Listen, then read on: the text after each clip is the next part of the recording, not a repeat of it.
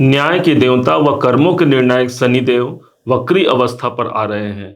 इनका वक्री अवस्था पर आना ठीक 13 जुलाई सन 2025 के समय पर से प्रारंभ होकर के इनका प्रभाव रहेगा 28 नवंबर सन 2025 तक। वास्तव में यदि सच पूछा जाए तो ये समय एक ऐसा समय रहेगा जहां इस ब्रह्मांड में शनिदेव ऑडिटर के रूप में काम करेंगे। वक्री अवस्था पर ये पूरे एक साल में एक बार आते हैं और इस समय पर हमारे कर्मों का लेखा जोखा देखा जाता है। एक ऐसा हिसाब किताब देखा जाता है जहाँ पर पूर्व में हमने क्या काम किया है, और यकीन मानिए यदि आपने अपने आंसुओं को छुपाकर इस संसार के सामने अपनी मुस्कुराहट को पेश किया था तो ये समय सिर्फ और सिर्फ आपका होने जा रहा है। ये जो न्याय चक्र की जो अवधि होगी ये तकरीबन 4 महीने और 15 दिनों की होगी। इस दरमियान शनिदेव अपने चेष्टा बल को वृद्धि कर चुके होंगे। यहीं पर 3 गुना अधिक प्रभाव शनिदेव का प्राप्त होने वाला है। वास्तव में कहा जाए तो ये समय एक ऐसा समय होगा जहां पर हम पुनरावृत्ति कर रहे होंगे अपने कर्मों की। कर्म प्रधान विश्व रचि राखा, जो जस करई सो तस फल चाखा। तो क्या फल मिलने जा रहा है इस वक्री अवस्था में आपके अपने मकर राशि पर, आज इस बात की विवेचना को लेकर हम आपके सामने उपस्थित हुए हैं। जानिएगा, समझिएगा। ठीक 29 मार्च का वो डेट था जिस दिन शनि की 7.5 मकर राशि को समाप्त हुई थी और शनि देव का संचरण हुआ था तीसरे भाव पर। तीसरे भाव पर अब कुछ दिन ही व्यतीत हुए हैं और त्यों ही शनिदेव अब 13 जुलाई को वक्री भी हो रहे हैं। वक्री अवस्था पर आना अर्थात इनके अंदर 3 गुने फल की वृद्धि हो जाना। जिस भाव पर ये बैठे हैं इसके एक भाव पीछे का परिणाम देंगे, जो कि आपके धन का है, आपके कुटुंब का है। प्रभाव क्या होगा? सबसे पहला आपके अंदर कॉन्फिडेंस की वृद्धि होगी, एक आत्मबल की वृद्धि होगी, जिसके माध्यम से जो कार्य हमको करना है, जिस योजना को हमको बनाना है, उस योजना को हम बना सकते हैं। शनि का समर्थन अर्थात कैरियर का समर्थन हमारे जीवन पर व्याप्त होगा। यही नहीं, शनि के पास 3 दृष्टियां हैं और चूंकि वक्र दृष्टि शनि की पड़ेगी इसलिए ये दृष्टियां ज्यादा प्रभावी इस समय पर रहेंगी, और जो पहली दृष्टि है वो पंचम भाव पर प्रभावी रहेगी। संतान से जुड़े हुए कार्य इस समय पर ज्यादा मजबूती से पूरे होंगे। उनके कैरियर, उनके एजुकेशन के लिए भी ये समय ज्यादा महत्वपूर्ण हो गया।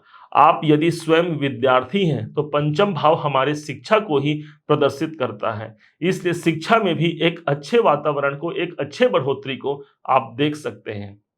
यही नहीं, यदि शेयर मार्केट संबंधी हम कोई काम कर रहे हैं या फिर शेयर मार्केट में हमने कोई पोर्टफोलियो बनाया है तो इस समय हो सकता है उस पोर्टफोलियो को आपको चेंज करने की आवश्यकता आ जाए, और जहां पर एक नए पोर्टफोलियो बना करके हम आगे बढ़ने की निरंतरता को यहां पर कायम कर सकते हैं।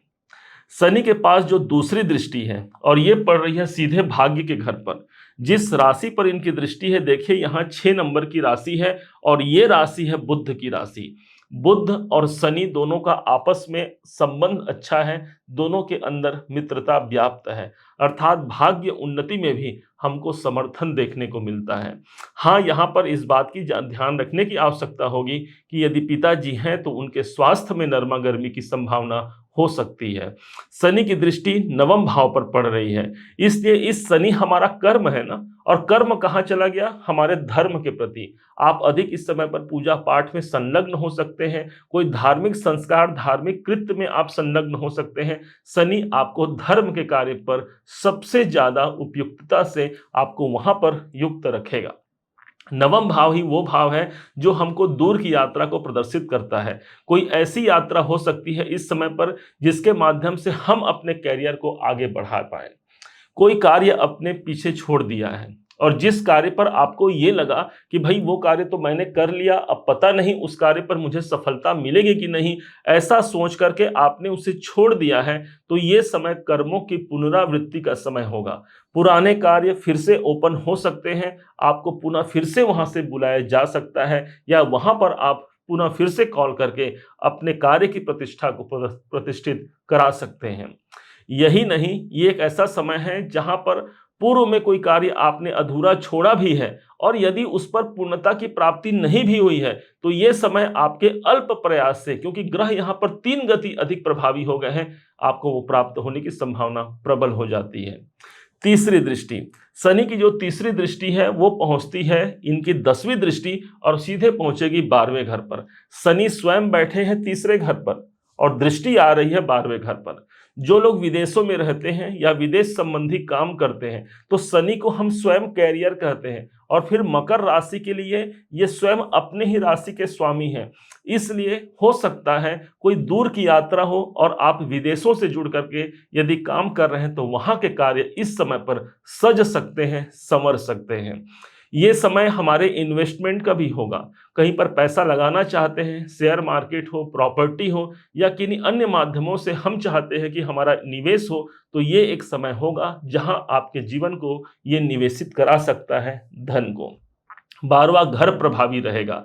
इसलिए जो लोग भी हॉस्पिटल में काम करते हैं, चिकित्सालय संबंधी कोई काम करते हैं, फार्मा इंडस्ट्रीज में भी कोई काम कर रहे हैं, उन सबके लिए, इंपोर्ट एक्सपोर्ट में भी यदि आप काम कर रहे हैं, उन सब के लिए शनि के 10वीं दृष्टि 12वें घर पर पड़ना एक महत्वपूर्ण कार्य की योजना को आगे बढ़ा सकता है।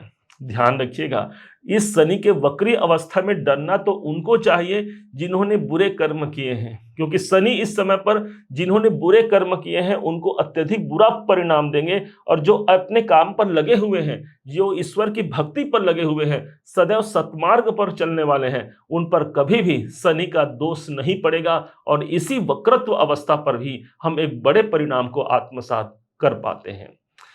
शनि अब वक्री अवस्था पर रहेंगे तो एक घर पीछे का परिणाम देंगे। तीसरे घर पर बैठे हैं, एक घर पीछे अर्थात द्वितीय भाव। ऑलरेडी यहीं पर 2.5 साल तक शनिदेव मौजूद थे, अब इनके परिणाम बेहतर मिलेंगे। प्रश्न उठ रहा होगा आपके मन में कि आखिर क्यों अभी अभी जब दूसरे भाव पर थे तो हमको कई प्रकार से परेशानियां देखने को मिली, तो अब वक्री अवस्था पर आकर के क्यों हमको अच्छे परिणाम देंगे? तो ध्यान रखिएगा, 2.5 साल तक शनिदेव यहां पर मौजूद थे। ऑलरेडी शनि उस स्थान पर काम कर चुके हैं, कुछ कमी रह गई थी, कुछ हिसाब किताब बाकी था, इसलिए शनि पुनः फिर से द्वितीय भाव पर अपना प्रभाव डालेंगे। अर्थात जो कमी रह गई थी हमारे धन को लेकर के, उस धन की प्रतिष्ठा को यहां पर बढ़ाने जा रहे हैं। आर्थिक स्थिति यहां मजबूत हो सकती है। कहीं से धन प्राप्ति का हमने सूचना सुना था लेकिन प्राप्त नहीं हुआ इन हाथों में, हो सकता है वो धन भी हम तक पहुंच जाए।